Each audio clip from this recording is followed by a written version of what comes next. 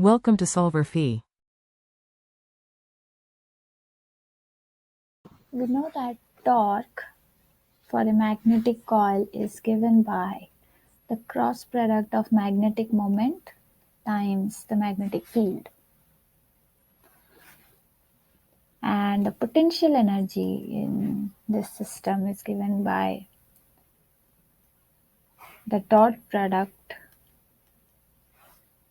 negative of the dot product times the magnetic field.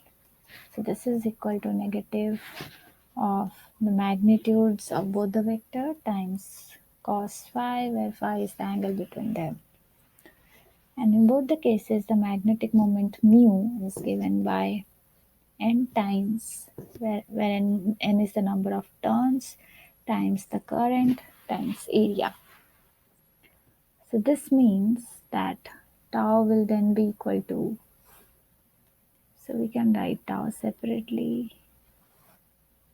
So yeah, this means tau will then be equal to n times I times A. So let's say the direction.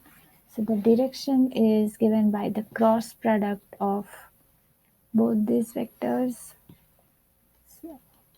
So for simplicity, let's just write the expression that we get from here.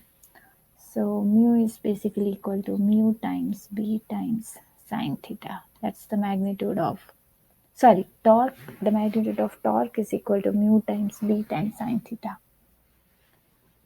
And for the first case, phi is equal to 90 degree.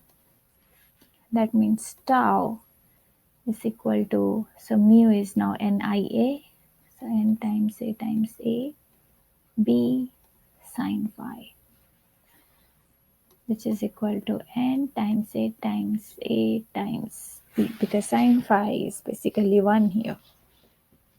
And the direction is given by K cap, which is the perpendicular to area, times the direction of magnetic field, and this is equal to negative I.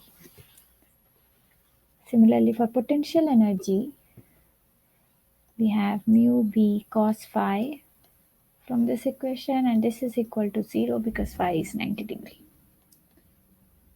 For the second part, phi is equal to 0.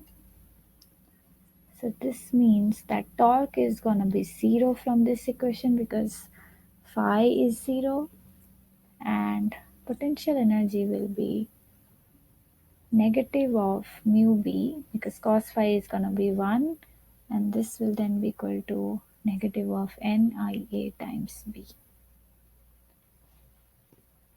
For part C,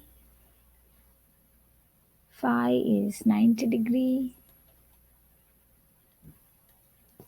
So tau is gonna be same as here, except here the direction will be negative k cap times j cap. So because here the direction of mu was along positive z axis. Here this is along negative z axis, and this is equal to I cap, or positive x direction.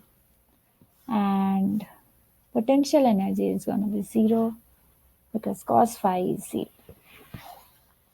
Now for the last part, let's write it over here. So for the last part, phi is 180 degree. That means this is going to be equal to 0 because sine of 180 is 0.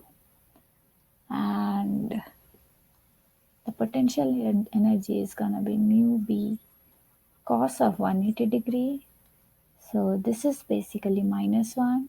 This gives the potential energy U to be equal to N times A times A. So minus minus becomes plus, and mu is NIA times the magnetic field.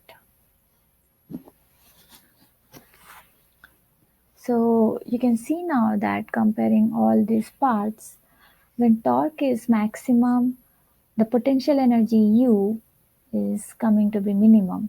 And when the magnitude of the potential energy is maximum, you're getting the torque to be 0.